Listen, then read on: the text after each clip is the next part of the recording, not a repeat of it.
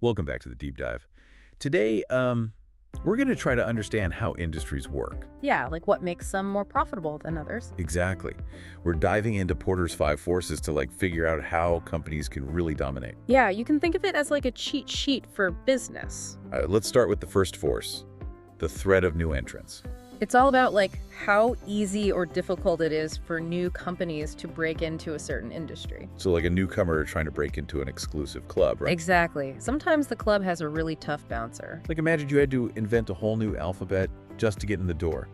Yeah, exactly. That's how hard it can be in some industries. So what are some of those barriers that keep new companies out? Well, government regulations are a big one. Like, think about pharmaceuticals. Oh yeah, all those licenses and approvals. Right, or telecommunications. It can take forever to get up and running. Okay, so regulations make sense. Then there's the size of the existing companies, right? Yeah. Economies of scale, like a small startup just can't compete with the buying power of Amazon. It's like trying to sell lemonade on the same street corner as a giant juice factory. Yeah, exactly. You just can't match their prices. But what about brand loyalty? I mean, try prying a die-hard Apple fan away from their iPhone. Oh yeah, that's huge. Strong brands are like a fortress. It's tough for newcomers to break through. So you're saying newcomers not only need a great product, but they also have to overcome that emotional connection. Right. And all of this leads to a question. How can you use this knowledge to your advantage? Ooh, so we're not just learning about the forces, we're figuring out how to apply them. Exactly. Let's say you want to enter an industry with strong economies of scale. Like manufacturing. Yeah, instead of competing head-on with the giants, maybe you focus on a niche market. Find a way to slip through the cracks. Right. Maybe specialize in something that requires craftsmanship or unique knowledge. Okay, so you're saying analyze the barriers, look for weaknesses, and then find a way to differentiate Yeah, yourself. Exactly. Now let's move on to another force. The power of suppliers. Okay, suppliers, I'm guessing this is all about how much control they have over the businesses they supply to. Right. Think about it like this. Imagine a car manufacturer suddenly facing a shortage of microchips. Oh, wow, that would be a disaster. Exactly. And it can happen in any industry. So what gives some suppliers so much power? Yeah, why are some more influential than others? Well, scarcity of resources is a big factor. If a key ingredient is in short supply, the suppliers have all the leverage. It's like controlling the water supply in a desert. Exactly. Yeah. But it's not just about physical resources. Oh, right. I bet specialized knowledge can be just as valuable. You got it. If a supplier has unique technology or expertise, they can charge a premium. So it's not just what you sell, it's what you know. Right. And finally, the number of suppliers matters. If there are only a few companies that can provide what you need, they have more power. Oh yeah, less competition means they can dictate the terms. Exactly. So when you're analyzing an industry, you're not just looking at the companies within that industry. You're looking at the whole ecosystem of suppliers and the power dynamics at play. Right. It's like mapping out the entire landscape to understand the potential risks and opportunities. It's like knowing where the landmines are before you go for a walk. Exactly. Now let's switch gears and look at the power of the customers themselves. The power of buyers. So this is about how much influence customers have over the companies they buy from. Right. Remember that time you switched phone providers because of a better deal? Right. That's buyer power in action. Yeah, I've definitely done that a few times. So what makes some buyers more powerful than others? One major factor is the number of choices available. If customers have a lot of options, they can be picky. Makes sense. They can shop around for the best deal. Exactly. And this leads to another factor, price sensitivity. If customers are highly sensitive to price changes, companies have to be careful. So even a small price increase could drive customers away. Right. And then there's the concept of switching costs. Yeah. How easy is it for customers to switch from one product or service to another? Oh yeah, like if I'm locked into a long-term contract with a phone company, it's going to cost me to switch. Exactly. High switching costs make customers less likely to leave, even if they're not totally satisfied. It's like building a moat around your business to keep customers in. Yeah, that's a good way to put it. Companies have to be creative to keep their customers happy and loyal. So they're always looking for ways to raise those switching costs. Right. And that brings us to our next force, the threat of substitutes. Ooh, substitutes. This is where things get really interesting. Right, because it's not just about direct competitors offering the same product. It's about those sneaky alternatives that can steal your customers. Exactly. Substitutes are products or services that meet the same basic need, even if they're different. Like traditional taxi services versus ride-sharing apps. Yeah, they both get you from point A to point B, but in different ways. Or like selling lemonade versus iced tea. They both quench your thirst, right? Exactly.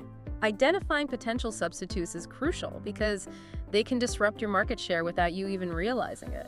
It's like getting blindsided by a competitor you didn't even know existed. So how can companies stay ahead of this threat? Differentiation is key. You have to offer something unique that sets you apart from those substitutes. So you're saying it's not enough to just be good. You have Yeah. to be different. Exactly. You have to give customers a reason to choose you over those tempting substitutes. So you have to constantly innovate and stay ahead of the trends. Right. If you get complacent, you risk being overtaken by those agile substitutes. Okay, I'm getting the picture. Now let's move on to the final force. The intensity of rivalry among competitors. Ah, yes, the battle royale. This is where things can get pretty intense. I bet. Think about industries like fast food or airlines. It's a constant fight for market share. Exactly. Companies are constantly trying to outdo each other with price wars, advertising blitzes, new product launches. So what are the factors that fuel this intense rivalry? Well, the number of competitors is a big one. If you have a few dominant players of similar size, the rivalry is fierce. It's like a gladiator arena where only the strongest survive. Exactly. And then there's the rate of industry growth. If the market is expanding, there's more room for everyone to grow. But if the market is shrinking, the competition gets even more cutthroat. Right.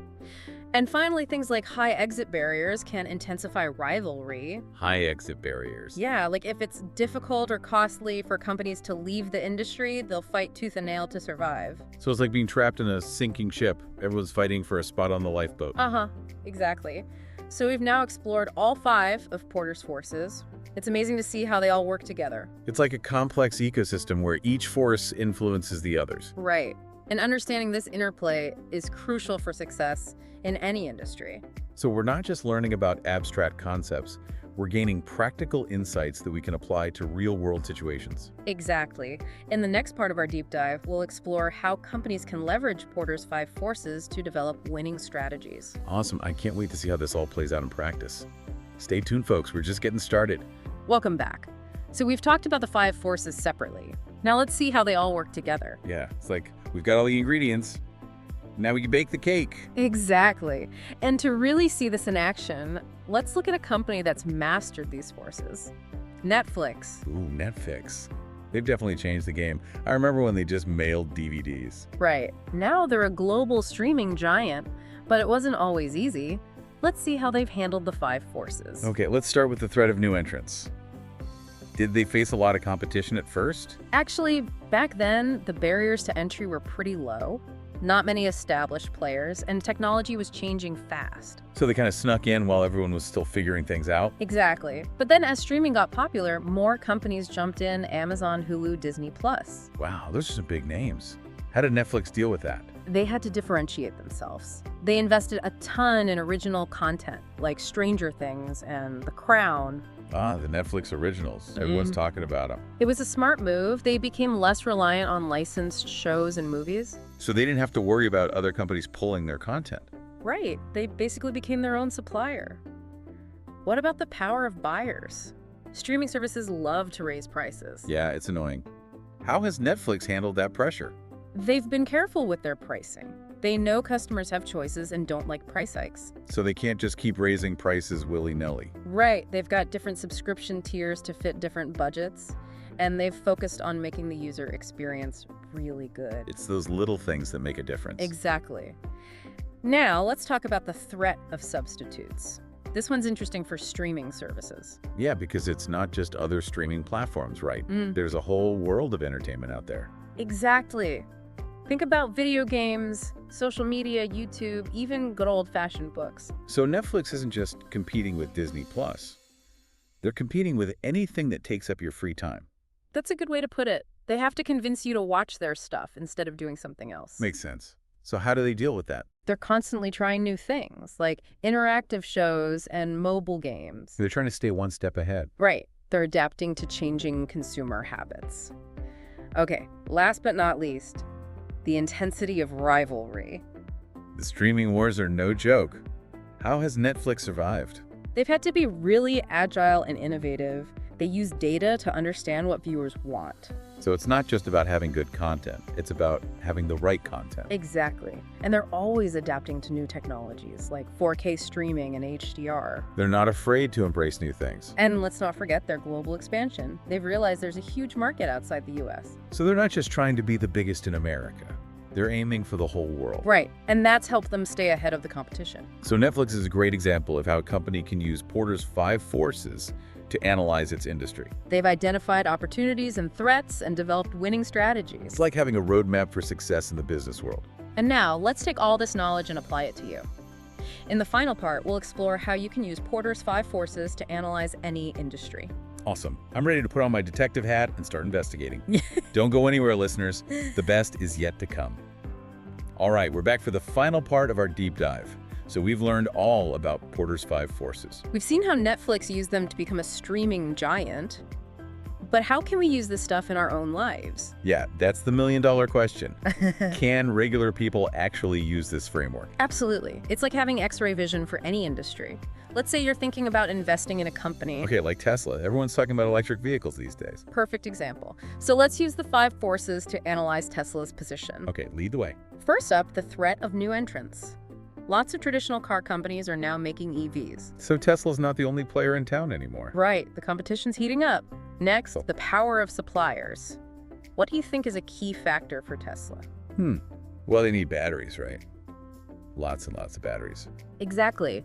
And the battery supply chain is complex. There are only so many companies that can provide those materials. So if there's a shortage of lithium or something, Tesla's in trouble? Right. They're at the mercy of their suppliers.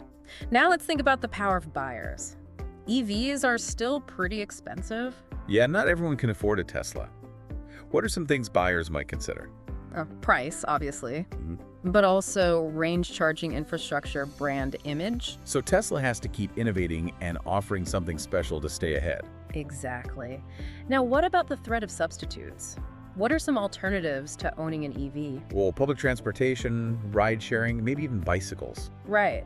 And as those alternatives get better, EVs have to keep up. It's a constant race to stay ahead. Exactly. Finally, the intensity of rivalry. The EV market is getting crowded.